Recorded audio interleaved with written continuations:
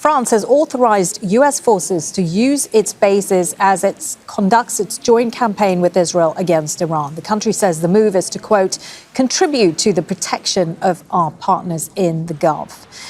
Natacha Butler is in Paris for us. So, Natacha, this move coming just in the last few hours, how significant is it?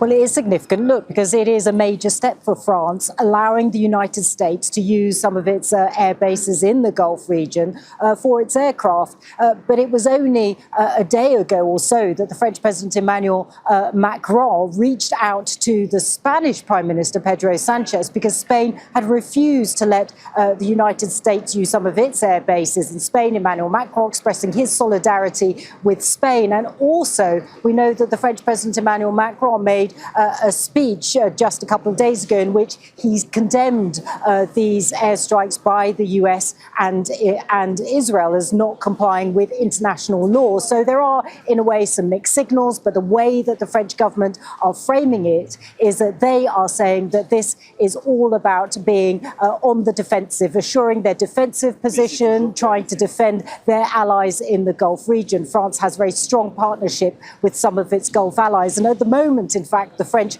Foreign Minister Jean-Noël Barrot is deep in discussions with some of his Gulf counterparts, as well as some of his European counterparts, no doubt talking about the use of these air bases and, of course, the situation. We also know that the French Foreign Minister spoke a little bit earlier to his Iranian counterpart, Abbas Araghchi. This was the first time that the two had actually spoken since the beginning of the conflict. Barrot urging Iran to stop its airstrikes, also calling for de-escalation. It said that what we need is a return to diplomacy. That has been France's position all along. But here we also see it, in a way, moving further into this conflict, if you like, by allowing these air bases, even though it is saying it maintains its defensive position.